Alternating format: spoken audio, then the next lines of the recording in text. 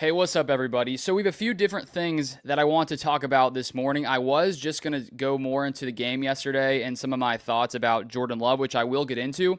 But right before this live stream was planned to go on this morning, there was some Josh Jacobs injury news. So I decided that I would start off here today discussing this update that did just come out from a few different reporters regarding Josh Jacobs and his injury, because I think that considering how important Josh Jacobs is to this team, we should first of all cover that here today. Appreciate you guys tuning in here today. What's up? Let's see here. Who we have here? Cindy, how's it going? Irie, man, what's up? Superburger, what's up? Sanja, hello, how are you doing? All right, so let's get into these injury updates here. Then I'll get to some of more of my thoughts from yesterday's game. And I'll want to hear your guys' thoughts as well and hear what you guys have to say as well. So here we have the injury update from the past few minutes. About 10 or 15 minutes ago, different updates came out. So I'm just going to go over two of them. They're pretty similar, but they each share a little bit different. First, we have from Rob Demovsky, ESPN reporter, who earlier this morning put out 3 hours ago, Josh Jacobs appears to have avoided a major knee injury. And then we have from 10 minutes ago from Rob Demovsky, who said on X, as we reported last night, Josh Jacobs' knee injury is not major. Tests today backed that up, a source confirmed. No structural damage and is considered week to week. So that is good news that there's no damage. The tests came back and it looks like we have avoided a potential worst case scenario of Jacobs missing the rest of the season. So that is great news. And then we have another one I want to read as well. This time from Tom Pelissero, a very similar report, but slightly different. Pelissero shares on X, Packers star RB Josh Jacobs' knee is structurally sound. Tests show today and no surgery is needed, sources tell me and at Rap Sheet. The team will reevaluate him towards the end of the week. At this point, Jacobs hasn't been ruled out for Sunday's game versus the Vikings.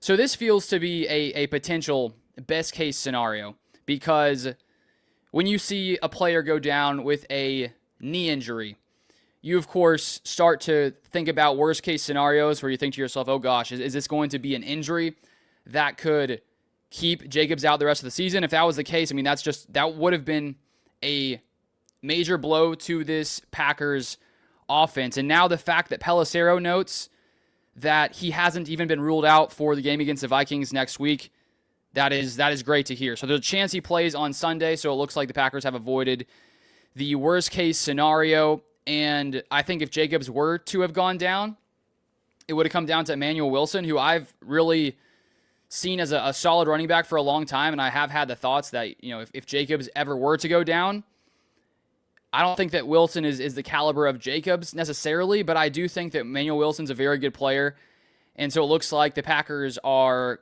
not going to be out, too long with Josh Jacobs. So that is good to see there. What's up, Lorenzo? How's it going? What's up, Kyle? What's up, N64 King? Jesus is King. Yes, he is. Daniel, what's up? How's it going? All right, so that's pretty much the update there on Josh Jacobs. So if you just want to hear that, there that is.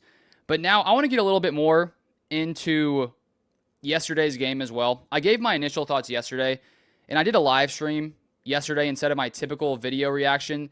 The one issue, if you guys watched that, which I don't know if you guys noticed, was that my audio was not really synced with the video, and so I think I fixed that for this stream. I happen to use a different video camera, and I have to buy some different wiring to connect like my mic directly to my camera. So hopefully right now I'm actually synced up, where yesterday, I apologize, it was slightly not synced there. But now I want to go into my thoughts here about yesterday's game a little bit more. And I think going into this game, there were a ton of questions about this Packers offense, and rightly so. A lot of questions about Matt LaFleur as a play caller. A lot of questions about this Packers offense in general, because when you put up 7 points, of course, that's a major problem, especially if you are seen as a team going into the season that has the chance to be one of the best in the NFL. And then when you start off in the beginning of the season and you do what the Packers did the first 2 weeks against both of those teams, against the Lions week 1, against the Commanders the next week. 2 teams who going into the season, we're seen as some very, very good teams. It sets a certain level of expectation. So when you score 7 points against the Eagles, it's like, oh gosh, what is happening, especially when you lose the week prior to the Panthers. And so this was a much needed win, no doubt about that, but I wouldn't say that this win has taken me back to feeling the same level of expectation I felt right before the season, or even after the first 2 weeks. Now, 27 points, much better than 7. I think we could all agree with that 100%. But looking at yesterday's game, there were still so many mistakes that if they continue, it's going to be very hard for the Packers to be competitive against some of the best teams in the NFL, because the Giants, they are not. I mean, they're one of the worst teams in the NFL. They're now 2-9. They played a good game yesterday against the Packers, but this is not a good team. And they were also without a ton of players due to injury. And so it was a game the Packers 100% needed to win. Now, I would have liked to see them win it a little bit more, convincingly. And if you guys just tuned in for the Jacobs information, I already shared it at the beginning, so I think maybe you could go back to that. I shared a lot there of the new reports there. But when it comes to this Packers offense, yesterday, thank goodness Jordan Love came in and played one of the best games of his season, I would say. Now, stat-wise, it was solid, but, all those drops make it look much worse if you just look at the box score than it actually was. And one thing that I talked about last week with, I reacted to one video from Dan Orlovsky, who I really do enjoy hearing his insights. I think that anytime you can, hear what some former NFL quarterbacks have to say. Of course, I don't always agree with them, but they have a lot of knowledge that I think can be good to listen to. And Dan Orlovsky, if you guys watched that video, was talking about Jordan Love and how he felt like the Packers offense really needed to allow Jordan Love to just sort of unleash him a little bit more, not really, play cautious type football, and really just allow him to go out there and throw the ball around and play just, much less cautious football. And it felt to me yesterday like Jordan Love was not playing with any type of fear, not really playing timid at all. He was taking chances. He was throwing the ball into tight windows. I mean, those passes to Christian Watson, incredible. The pass to Savion Williams, I mean, that one to Savion Williams, may have been the play of the day. I think it was 3rd and 10. And I was even watching a highlight, I think this morning earlier on TikTok, it popped up, and people in the comments were noting Chris Brooks and his block, and I didn't even notice it in the moment. But Chris Brooks, he picked up, I think it was maybe one of the linebackers potentially, and he put up a great block there, gives Jordan Love just enough time to sort of bounce back and bounce around like he does, and he just puts it up for Savion Williams, put it exactly where it needed to be, and Savion Williams comes up with a massive catch, and that was a game-changing type play. And so to see Jordan Love just, consistently taking chances, putting the ball exactly where it needed to be, if he does not play that type of game like he played yesterday, the Packers don't win this game because you have so many drops. There's a few different numbers people put out about drops. Some are debatable. I saw one, I said 7 is the number that I saw. Dobbs, I believe, had 4, at least around there. There's a couple catches that are drops that are somewhat debatable, whether it's the receiver's fault or not. But when you have these mistakes, these consistent mistakes, in this game, it didn't end up costing the Packers the game because Jordan Love came in and just totally bailed out this offense. He was playing incredible football. And I even saw a stat this morning on Twitter, which I shared it. But Jordan Love currently, just to add real quick here, top 5 quarterbacks in EPA per play after yesterday, which is expected points added. Jordan Love is number 1 in the entire NFL.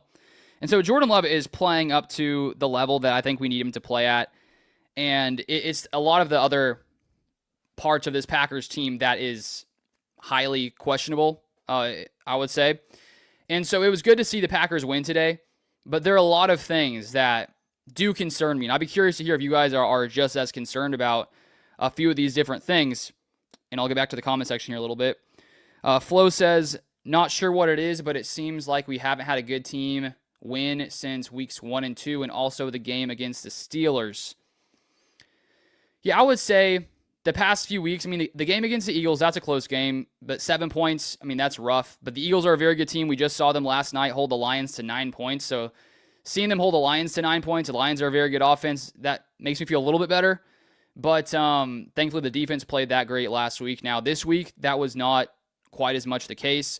But the next few weeks are going to be key for this Packers team because we play a lot of, NFC North games, which is going to greatly determine the outcome here in the NFC North. The Bears, unfortunately, are sitting at the top of the NFC North currently, and that's never something you want to see.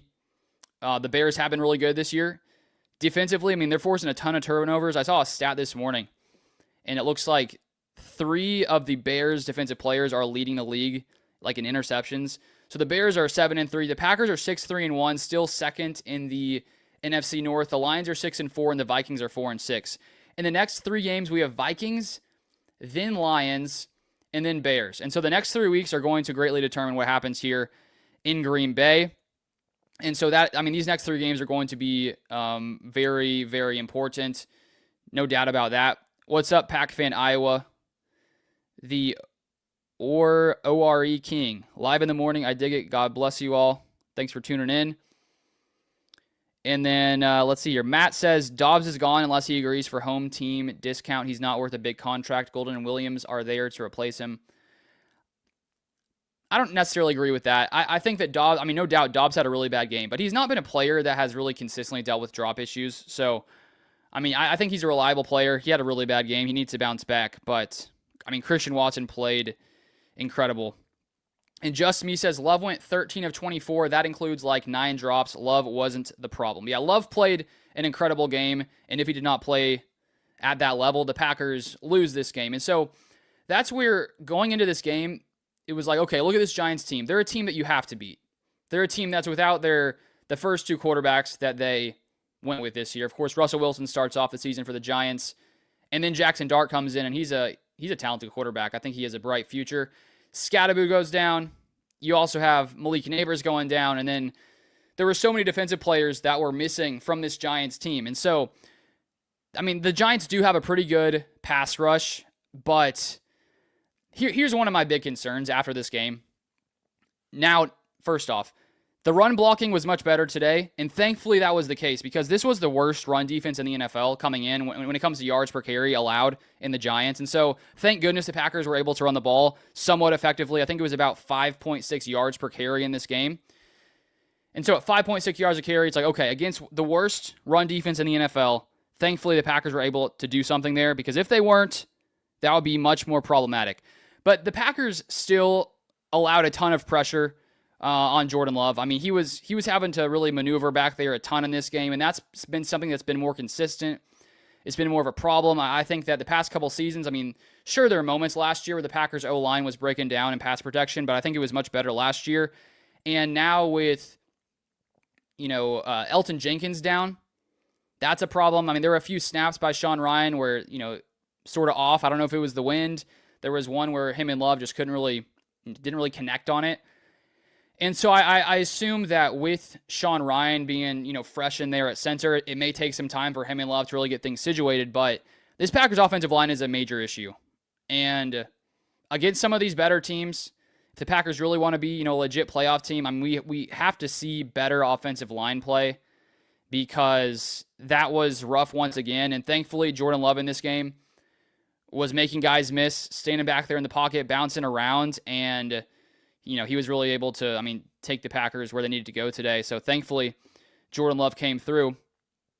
Let's see. Ravu something says, Musgrave looks to be protecting an injury or his previous injury is on his mind and plays so cautious that looks to be playing scared. Yeah, it was not a great game by Musgrave yesterday. He has that one play where it looks like a fumble, which that could have potentially shifted the game there. I think that was right before the first half, I believe. And thankfully it was not a fumble because, the Giants could have potentially gotten a field goal there, would have made it 16-13. It turns out to be a drop, one of the many Packers drops. And that's the thing with Tucker Kraft going down. You'd like to see Musgrave be able to come in and take some of that, the targets that were left by Tucker Kraft. The thing is, Musgrave is just not the type of tight end that Tucker Kraft is. There's a reason that Kraft was drafted around later and then was still able to beat out Musgrave, who has dealt with a lot of injuries. Not that he can't get better. We just need to see a little bit more improvement there. No doubt about that. What's up, Steve? Good to see you here. And then we have from So We To Live. Should we be worried about the cornerback room? I'm not really worried. The Packers should have had about like 5 interceptions yesterday. They had 1. If they can catch the ball, I mean, it was the same problem offensively, defensively. They couldn't catch the ball. I think everyone needs to, get on the jugs machine offensively, defensively. Carrington Valentine, he's had a few drops the past few weeks, but he is always around the ball. I think that Carrington Valentine may be the Packers' long-term answer at corner. I think that he's a very good player. He's aggressive. He's physical. I like the intensity he brings.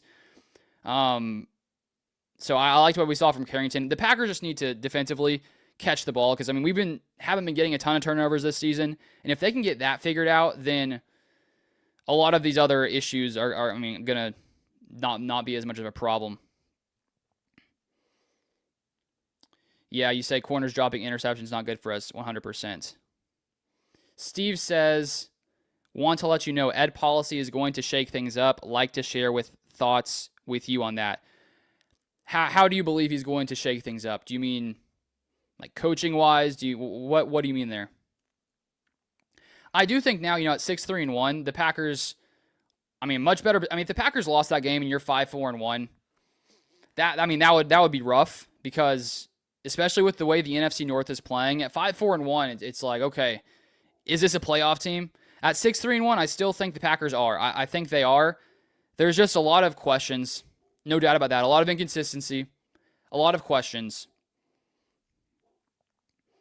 Ravu says, will we see any of Brenton Cox, Colin Oliver, and Marshawn Lloyd this season? That's a great question. It seems like with Lloyd, Matt LaFleur had shared a few weeks back that he got sent out west to basically try to figure out his injuries, and I'm not sure about Lloyd. It's very unfortunate. And thankfully, Josh Jacobs, it doesn't seem to be, long-term. Looks like it's week to week, as I shared earlier today. What's up, David? Go Pack, go. Alex says, I see policy making changes in the offseason. What type of changes do you believe he's going to make? Are you talking about, coaching changes? What changes do you guys think he's going to make? Jesse says, Christian Watson had an outstanding performance in yesterday's game, especially the game-winning touchdown. Yeah, Christian Watson is playing really good football right now. And I think with Christian Watson, with him now being back, how long has it been since he returned? Has it been 3 games, 4 games? I need to look that up for sure. But I think just with Love and his ability, he's been much more accurate this season than last season. And Jordan Love has never really been the type of quarterback who's afraid to make passes, into tight windows. And that especially was the case yesterday. That was an incredible game by Jordan Love. And Christian Watson, when you have that guy who's 6'4", and is as fast as Christian Watson, it makes sense why the Packers wanted to keep him around and gave him that extension earlier in the season. And I think for Christian Watson, I think the Packers need to try to feed him the ball a lot more. I know the Packers like to spread the ball around, but when you have Jordan Love, able to put the ball where he can, you have his arm strength, you have all that. Christian Watson's really starting to heat up, and I think that the Packers really need to try to look his way a lot more just because of what he's able to do. Because even if a guy's like right on him, when he's 6'4" and can do what he can do with the ball in the air, contested catch-wise, you have to take even more chances with Christian Watson. We saw that yesterday. I totally agree with you. Alex says with the coaching staff. So you think policy's going to make changes with the coaching staff? Are you saying, like Matt LaFleur? Do you think that Matt LaFleur would be out potentially? Is that what you're saying? The Buck says, I'm at school watching this. Go Pack, go. Nice. Go Pack, go. Yeah, I think for me, when it comes to the whole, Matt LaFleur coaching situation, all the questions there, which I totally understand, especially when you have the 2 games before this game. In my mind, as I've shared in some other videos, which you may have seen, I think that it's going to come down to how this season ends. Because if the Packers were to somehow miss the playoffs, which I'm not saying they're going to, but if they somehow were, then there definitely, needs to be some questions asked there. And I think it really comes down to, what happens with the Packers. If they lose in the first round of the playoffs again, if they get to the playoffs and lose in the first round, I think that there will be a lot of questions there. And I think for me, for the Packers to be totally safe and for there to be no changes coaching-wise, sort of like guaranteeing no changes, I think you have to make it to an NFC championship. Not saying that if you don't, you're out. I'm just saying that if you get to an NFC championship as a coach, here with what the Packers have done the past couple of years, I think he's 100% safe. The Buck, you also turn 16 tomorrow. Well, happy almost birthday. Rabu says our O-line troubles. Is it coaching or player personnel issue or combination of both? Packers normally have solid O-line play. What's gone wrong? I mean, I think a lot of it is just, execution. We also see a ton of holding. It just feels like the Packers lots of times are just overpowered. Like they're just not, they're just not getting the job done. And of course, coaching is important, but at the same time, you can tell a guy what to do, but if they can't do it, it's like, okay, need to see that execution. Steve says if Ed Policy is anything like his father, Carmen Policy, who was with the 49ers, he will make significant changes coaching and GM. Remember, he's the new CEO/president. It's definitely a possibility. And as I said, I think it does come down to, how the season ends. That's why for me, after seeing 2 bad games the past 2 weeks, I wasn't on the let's move on from Matt LaFleur train. I just think he's done too much and had too much success in Green Bay. And a lot of that comes down to what happens at the end of the season. Anthony says, Jordan Love deserves to have the ball in his hands and go out and beat the Vikings, especially with Jacobs potentially out. 100%. I think that the way that this Packers team finds success come playoff time is Jordan Love taking over and being the reason the Packers win or lose games. I like the running game. It was good to see it back yesterday. And I think that with Matt LaFleur and his offense, the running game is very important, especially with all the play action the Packers like to play. When you run the ball, it sets that up, and you can get those linebackers to bite down on play action passes. So that's definitely important. But Jordan Love is going to be the reason the Packers find success. If they find success, it's going to be Jordan Love because we've seen how incredible he can be, and I think that it felt to me like he was playing less cautious. He was just out there, totally balling yesterday, and I think we need to see that for the Packers to be a legit threat. Alex says, I believe Matt LaFleur will be here, but some Packers coaching staff members on the offensive and defense won't be here. Definitely a possibility. 1 Ayers 805. Our team just makes the little mistakes that cost us big. Those details are on the coaching. I agree.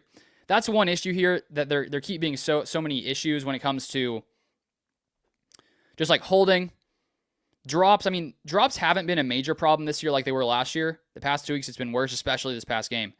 That hasn't been as much of an issue, but the past couple weeks, like illegal formations, guys just lining up in the wrong spot. You have just inconsistency all across the board, and that's where I'm still concerned.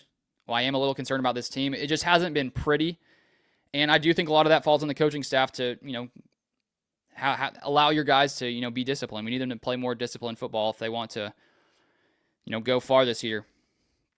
Steve says he hasn't extended at LaFleur and Goody yet, so it will be something to watch on what Policy does. I did my research on Policy, and I remember what his dad did in the NFL. Yeah, it was interesting when they didn't extend him. I also get it because they had 2 years left in their deal, so you don't really have to extend him, but no doubt it's an important year. Jesse says, I'm glad Jordan Love was able to come back in yesterday's game, but how cool is it that we have a backup QB that hasn't played a single snap this regular season and drives down the field to score a TD? Yeah, Malik Willis, he's been incredible since he came to Green Bay. That was a great move by Brian Gutekunst because a couple games last year, you don't win those games without Malik Willis being there. And who knows even yesterday? If you don't have Malik play that well in that series, who knows? That was a close game. It was a 7-point game, and he throws that touchdown pass. I think, I really do wonder what this offense would look like with Malik Willis. Now, that's not me saying I want to see that, over Jordan Love, of course. I'm just curious. As a fan, when you see that series, I'm like, I was a little curious if Love wouldn't have come back in that game, what would have happened? Because Malik has looked really good, and he also, Jordan can run as well, but Malik, he has an incredible running ability, but it's great to have him behind Love just because of what he can do if Love does go down. It's not like you're, all hope is lost because of what Malik Willis can do. Vince says, Jordan Love and Matt LaFleur better learn to start eating some of the clock up. That was way too close.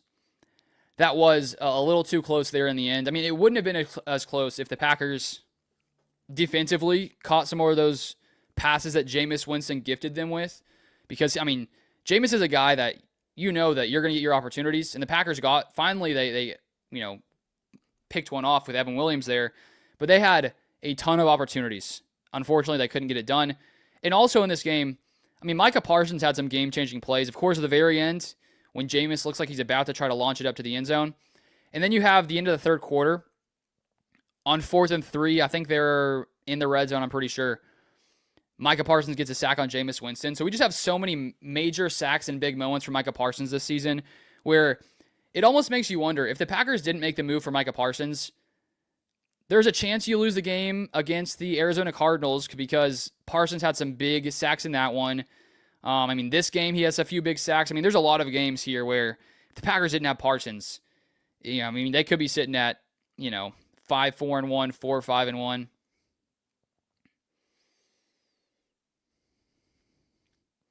Let's see here. Trying to get to some more of these comments.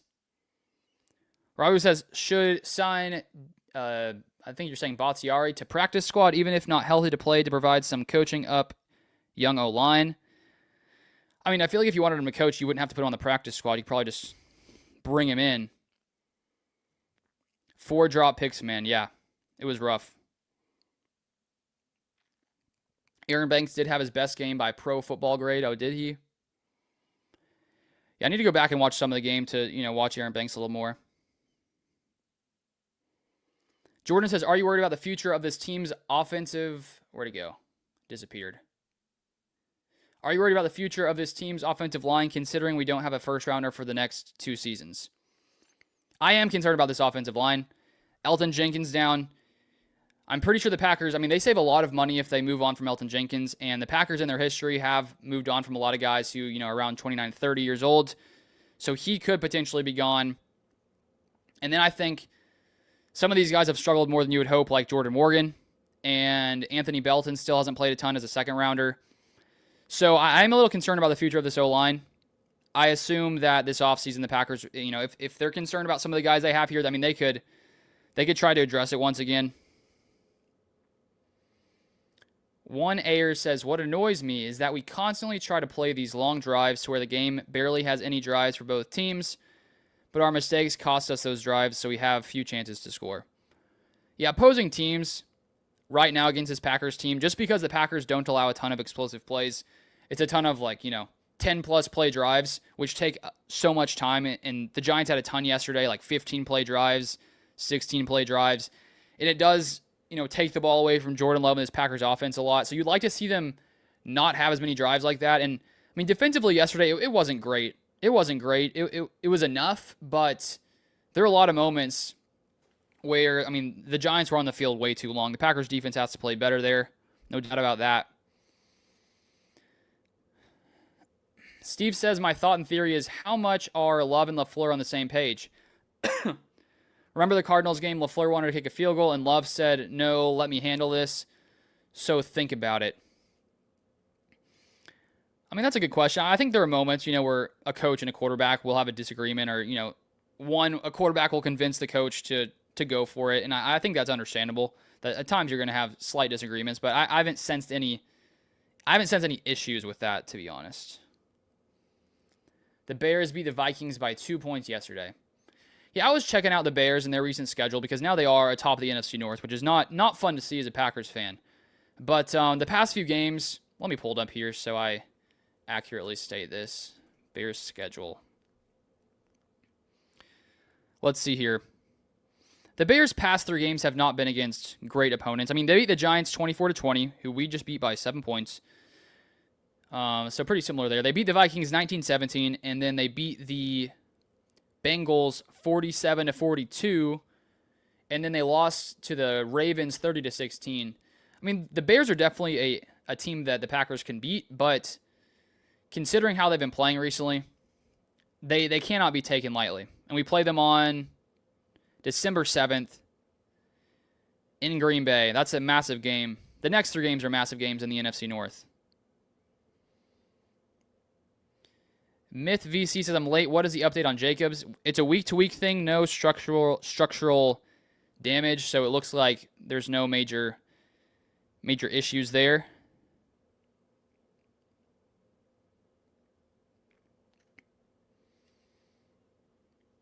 Jose says, from a Texas military vet of 7 years, funny story, I deployed to Iraq during the 2009 Super Bowl against the Steelers, stayed up till 4 a.m., then went on a mission to come back to find out we won. Wow, that's pretty crazy. That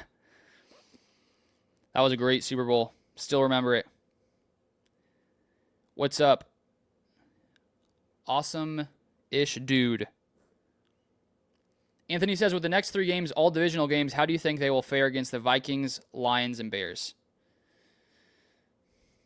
That's a great question. I mean, this Packers team has been a little inconsistent. They're definitely good enough to beat all those teams. The question is, are we going to see a lot of the same mistakes?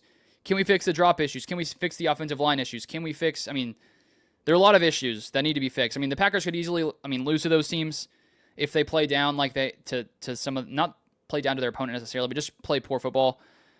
Those are all winnable games. It's like, what version of the Packers are we going to get? That's the question. What's up, Bryce? Do you think we have a shot at winning the NFC North? Yes. Thank you, God. Glory to him. Amen. One Ayer says, just want to say I appreciate your content and interactivity with the community. God bless. Appreciate you tuning in.